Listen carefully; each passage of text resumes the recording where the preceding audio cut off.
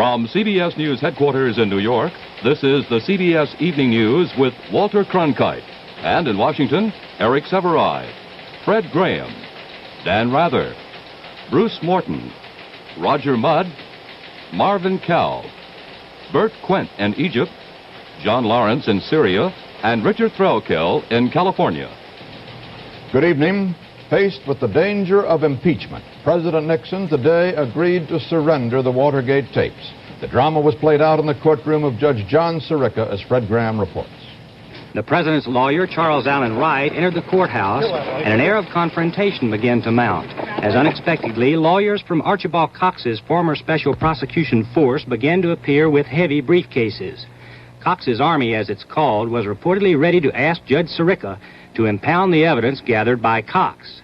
But suddenly Sirica began to speak, making it clear that he would have the tapes themselves or President Nixon could find himself in contempt of court. Then Charles Wright rose and announced that President Nixon, finally, had decided to turn over the tapes. Wright repeated his reasons outside. I've just informed Judge Sirica that President Nixon will comply in all respects with the order of this court as modified by the Court of Appeals. The President on Friday made what he thought, what Attorney General Richardson thought, what I thought, was a very reasonable proposal to accommodate the spirit of the court's order with the least intrusion of presidential confidentiality and bring a constitutional crisis to an end.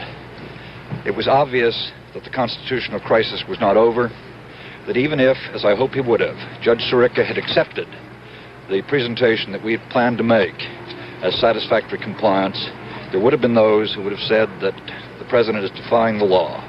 This president does not defy the law. It will work this way. Within a few days, the White House will deliver the tapes to Judge Sirica with discussions of national security secrets deleted, but subject to turn over to Judge Sirica if he is not persuaded national security was involved. The White House will designate portions of the tapes that it believes should not be turned over to the grand jury because of executive privilege. The judge will decide which of the conversations should be deleted and will then give the rest or transcripts of the rest to the grand jury. Judge Sirica told CBS News this afternoon that he is relieved, just like all other Americans. Fred Graham, CBS News at the Federal Courthouse in Washington.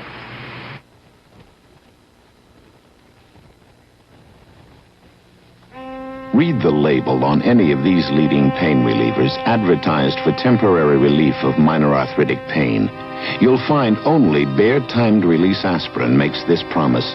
2 tablets when needed to relieve minor arthritic pain at bedtime work while you sleep to help you wake without morning stiffness. Bayer-timed release aspirin. You only take it once in 8 hours. It's made to work overtime to help you wake without morning stiffness. Oh, that's beautiful. Thanks. Say, did you notice Margaret yesterday?